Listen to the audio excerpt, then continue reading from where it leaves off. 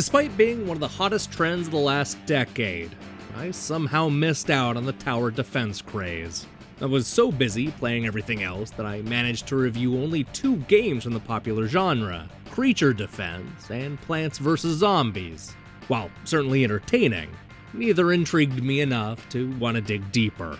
But then I saw Rock and Roll Defense, a title that immediately conjured up images of drugged out musicians getting with groupies and trashing hotel rooms. If anything can save tower defense, it's the power of rock and roll. At least that was my hope.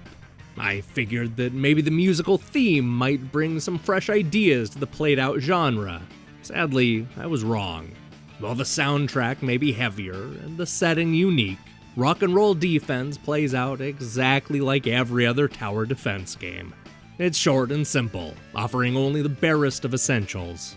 That may be enough for you, but it sure left me disappointed in their set.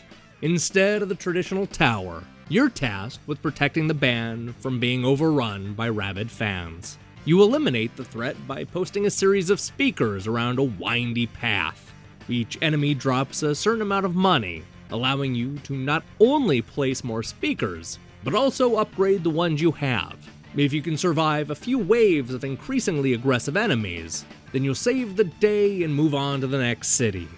Although the developers promise robust support down the road, Rock and Roll Defense is launching with a paltry amount of stages and speakers to choose from.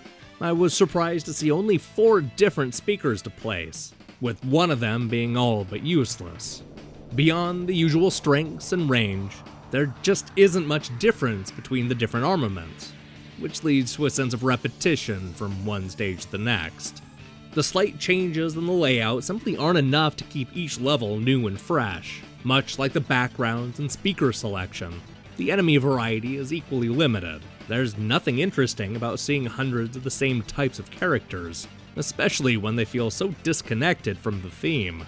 Perhaps a brief story would have helped explain each villain, but there's nothing like that here. We're left to concoct our own backstory as we attempt to stay awake through the monotonous puzzles. For a game based on the rich history of rock and roll, I found the soundtrack to be decidedly lacking. The songs are short and repeat far too often, a theme we keep coming back to. Understandably, we're treated to a selection of songs from tiny indie bands looking for exposure.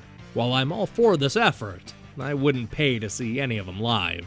The problem is that they often don't fit the tone of the game. In fact, there were times when I wish they would just create dumb chiptunes versions of classic rock songs, not unlike Rock and Roll Racing. Even as somebody who hasn't played hundreds of hours of the popular genre, it didn't take long for me to grow bored with Rock and Roll Defense. Despite having a great theme to build off of, this game does little more than squander its potential. This is a typical tower defense formula with a musical facelift, which just doesn't cut it in 2016. This is just another typical clone that plays it safe, and that's certainly not very rock and roll. Hey, thanks for watching our review. This is just one of a bunch of reviews we have going up, including Super Hot, Blue Rider, Magnets Fully Charged, and more. We're also going to be taking a look at Nintendo Power's top 10 reviewed games of 1994. So tune in on Tuesday to see what tops the list.